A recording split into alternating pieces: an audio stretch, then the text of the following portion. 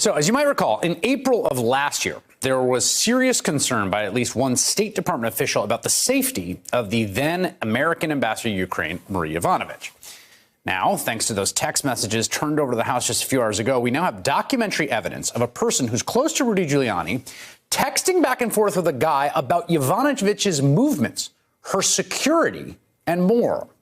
The messages are between Lev Parnas, who we just told you about, and Robert Hyde, a Republican congressional candidate in Connecticut. We don't know much about him. We know he's a Republican donor, a guy who promotes his D.C. public relations firm with photos of himself and high-profile politicians, most of them Republicans, according to the Connecticut Post. Here are a few of those messages with Parnas in blue and Hyde in green. Okay, they are moving her tomorrow. That's Hyde. The guys over, they asked me what I would like to do and what is in it for them.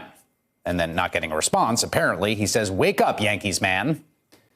Okay, now this appears to be more about Yovanovitch. She's talked to 3 people. Her phone is off.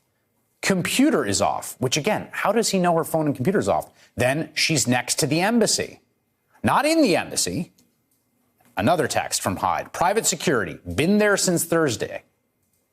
Interesting, comes a response from Lev Parnas. And then a Hyde again. They know she's a political puppet. They will let me know when she's on the move. Perfect, replies Parnas. I mean, if they can find out. Another text. That address I sent checks out. Another one from Hyde. It's next to the embassy. And then this. They are willing to help if you would like a price. And then this one. Guess you can do anything in the Ukraine with money. What I was told. Okay. So that appears to be a series of texts in real time from this individual, Robert Hyde, about the movements and security situation of the ambassador, where she is, what she's doing, who she's talking to. And then it concludes with him asking if Parnas wants a price from the unspecified individuals, presumably in Ukraine, who are doing the tailing. A price for what? I don't know. But him saying, half jokingly, maybe dead serious, maybe completely jokingly, that you can get anything in Ukraine for a price. Okay, that's a text exchange. Now, back in November, you remember, Yovanovitch testified to the House Intelligence Committee. There were concerns for her safety. That's not speculation, okay? This is under oath testimony from a former U.S. ambassador who was pushed out, and there were enough concerns for her safety, she needed to leave the country immediately.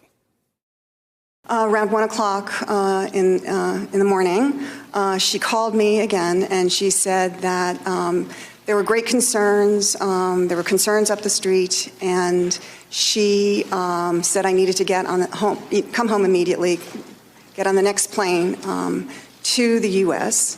And I asked her why, and she said she wasn't sure, but there were concerns about my security.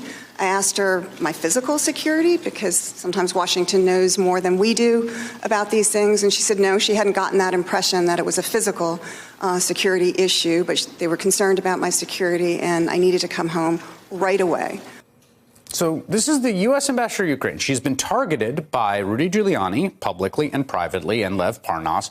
All, it appears, the president's direction to remove her from her position so that the president can go on with his plan to extort that government into manufacturing dirt. And she's told to leave because there's concerns about her security, not physical security, security. OK, so that's Yovanovitch's testimony. Then we have these text messages about what appears to be surveillance of this ambassador.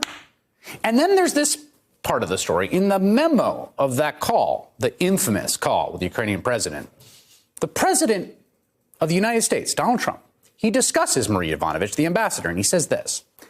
Well, she's going to go through some things. What does that mean? Hey there, I'm Chris Hayes from MSNBC. Thanks for watching MSNBC on YouTube. If you want to keep up to date with the videos we're putting out, you can click subscribe just below me, or click over on this list to see lots of other great videos.